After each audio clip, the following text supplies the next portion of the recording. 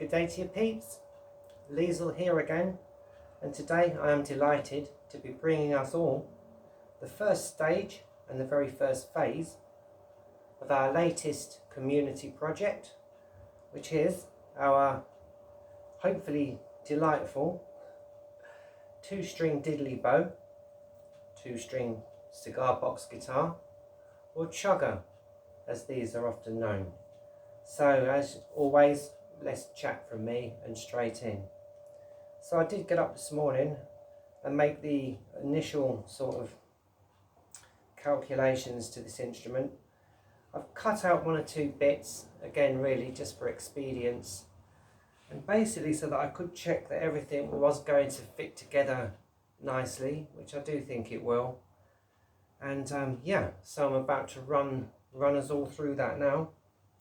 And here's basically the progress so far.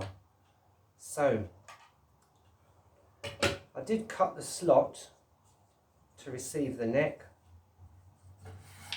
and there it is, pretty straightforward, because I wanted to see basically how much material we would need to take off this piece of wood in order for everything to sort of fit together nicely.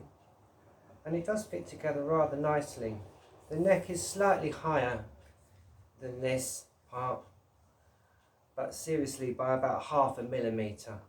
So yeah, it'll just be a case of filing that down by about 0.5 millimeter. You will notice there is a slight gap. I don't know if you can really see from there, but there is a slight gap. That's intentional, because I always say it's good to have a little bit of wiggle room when fitting the neck, etc.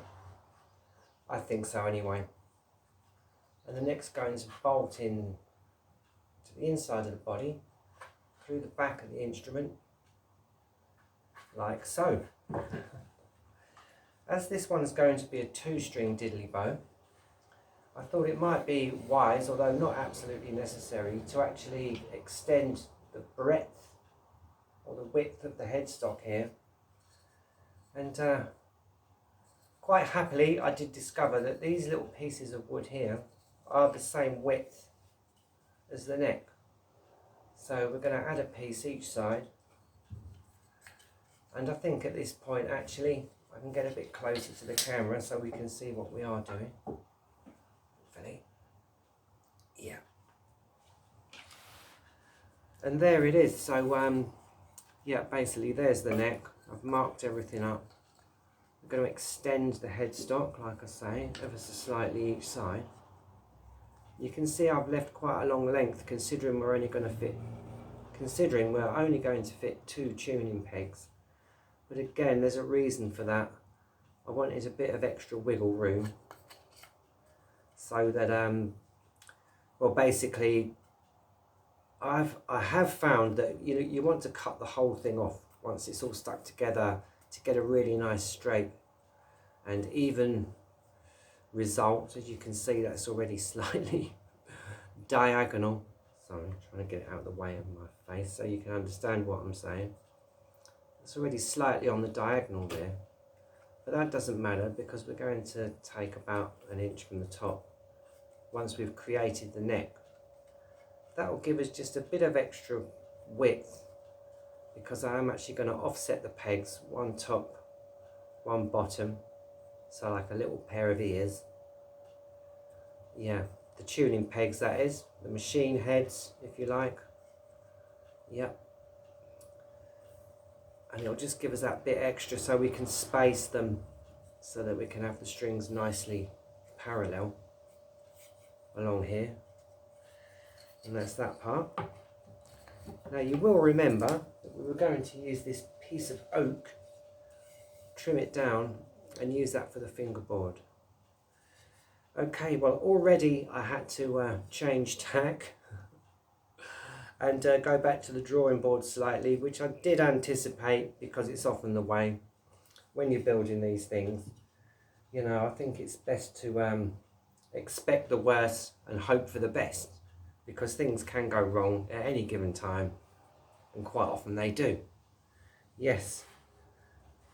So anyway, there it is.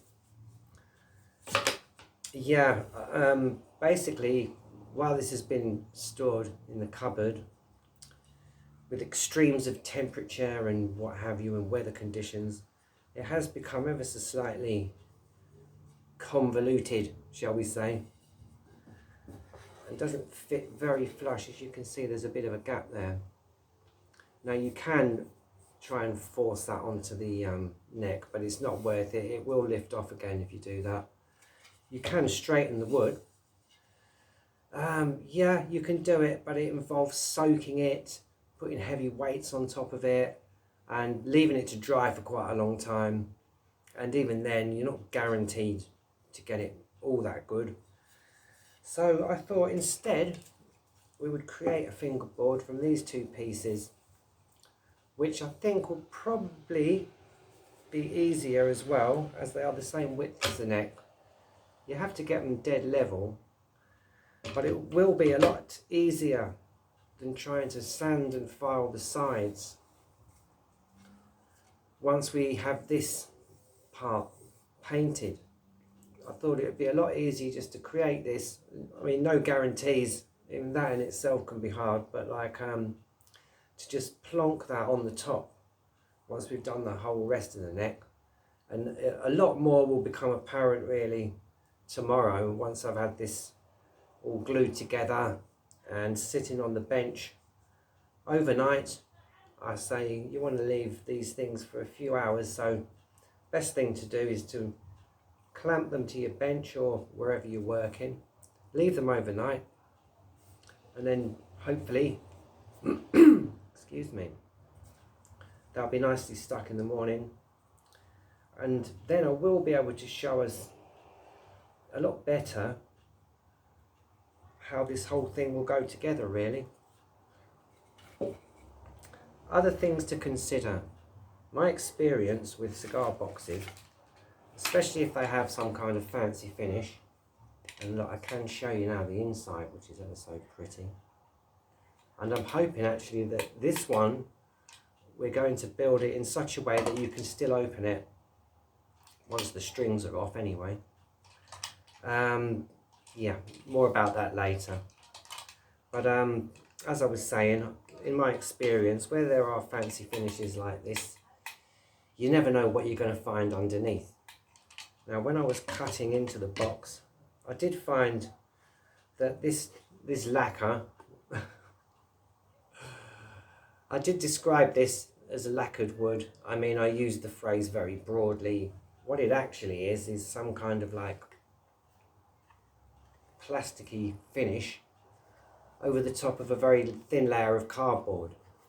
Now, I've found before actually that where you've got things that are kind of raised or embossed, often there will be layers of cardboard and layers of wood, and yeah, the same was true of this. You can probably see right on the end there, some little bits of cardboard. This piece of tape, as you will have seen me done before, was basically placed on here, and I squared it to get this gap as nice and square as possible to receive the neck. Do forgive me, I know I'm jumping around all over the place here. Yeah, and there's such a slight gap at each side. I don't think you can really see it. There you go. But we're going to fit a couple of little supports there. This will, yeah, just to keep it nice and flush. That will bolt into there. I'm going to place a piezo pickup in the end, pretty much underneath the saddle, which is, I think, one of the best places to put these. Yep, it will give you a little bit more crunch. Yeah, to the sound, I do believe. That's the idea anyway. And again, I've left it a bit longer, because this one, we're not going to have it going all the way to the end. It's probably going to go about there. I have found, again, over the years and through experience, that you need to take that in about a third of the length of the box. And once it's bolted in, that will be fine. That's the idea anyway. So yeah, that is how we will proceed. You can see that I've taken the lid off because it's a lot easier to work with the lid off than the lid on. We've got these rather lovely brass coated hinges. So I've removed the screws, and I will say, when you take the screws out, put them in something. I've put them in a little jar which I've put on a certain shelf, which I always use so that I don't lose them, because many times I've lost the screws right towards the end of the build. Where are those ruddy screws? What have I done with those? You get the idea. So yeah, lid off and put them somewhere safe. So we can remove this bit of tape now. That was literally just to make sure that I cut a straight line. As you know, because I'm cutting everything by hand here, and my eyesight is lousy even with these glasses on. So once more, there it is. Now, we were quite blessed with this box because when I measured it, that's exactly 6 inches. So to find the middle was just exactly 3 inches. As we know, often you'll measure these and it'll be something like 5 inches and 7/8. Now, it doesn't have to be dead center. You can have it slightly higher or even slightly lower if you like. Slightly higher is good, I think. And sometimes even if you have the neck at a slight diagonal, so it's like that, that does allow for it to sit nicely on your lap. But I'm going to try and keep this one as horizontal as I can, because I think that'll be nice with this. We'll see how we get on anyway. And I'm obviously going to be painting things in here and fitting very thin pieces of wood. So we'll get on to that later as well. And the next bit is the saddle, so the bit that holds the strings.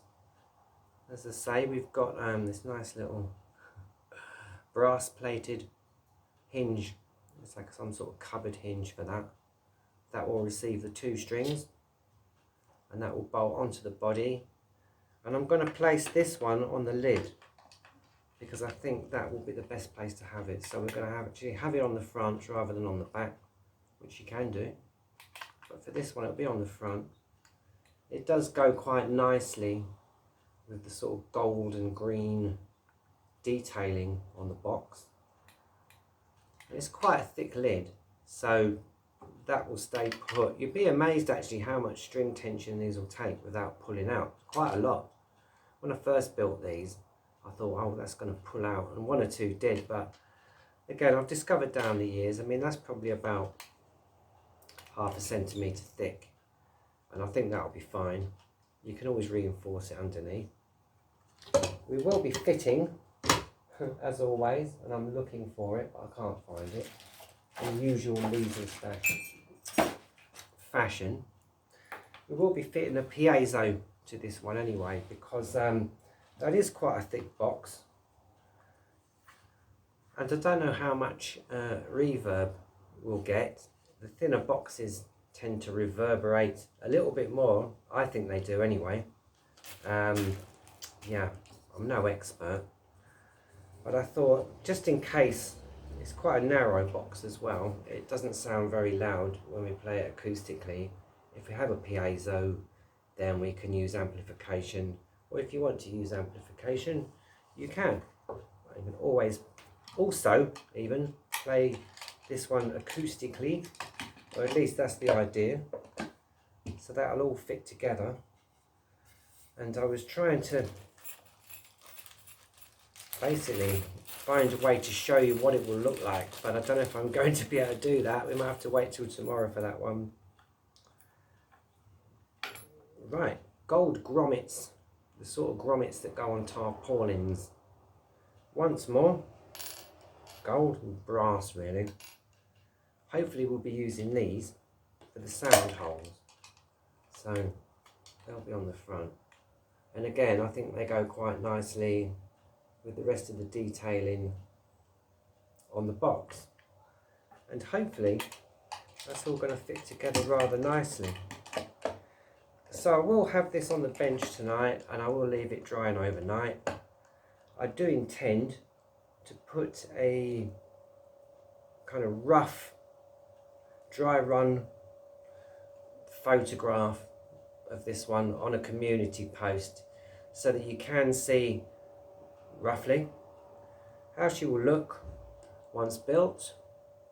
And yeah, basically we'll take it from there. So there it is, peeps, really. I mean, in a nutshell, that is what I would call phase 1 and stage 1 of this build. One little thing, oh, here's the PA zone. There's the PA zone. As you can see, this has got a humongous PA zone disc on it, so hopefully it will pick up a lot of sound. There will be adjustable volume on this, and as an extra special treat we have colour-coded dials. So a nice little green, that's the tone switch, but I do have the volume one to go on the front wherever we decide to place it. You can place them more or less anywhere on these because that's quite a long cord. And yeah, I thought that will be just quite a nice little extra touch, really. I opted to use these half moon machine heads or tuning pegs because I think they will look rather nice once we have them on the headstock, which is here. You get a rough idea, so they'll look something like that. That's it, and staggered, so one slightly higher than the other. Then we can run the strings in the middle over the nut, and we get a nice even parallel fixture. I don't know what you'd call that really, for the strings anyway, because we don't want them too close together and we don't want them too far apart. Indeed. So yeah, that is about it really. Looking around, I don't think there's anything I've missed at this phase. I don't think there is. So I will leave it there for now for our wonderful new project, the Green Machine, as I have imaginatively entitled this one, All Things Green. And yeah, once more, thanks for your wonderful comments, because it does help with the channel. It helps me to see what's popular and what isn't, basically. And I was delighted to discover how many of us do love the colour green. Yeah, so I'm optimistic. So that's it for our 2-string chugger community project phase 1. I will be back tomorrow to start phase 2, where we'll go into a lot more detail about how we're going to set this instrument up anyway. And once things are all glued together and not falling apart, I should be able to show us all a lot further how we're going to progress with this one. So there we go. Nice one. And as usual, and as ever, that leaves only for me to say, wherever you are, do stay safe. Whatever you're doing, do stay blessed. And whatever life brings, keep building. Okay then, my lovelies, that's it for now. I'll see you tomorrow. Okay then, bye for now then. Bye.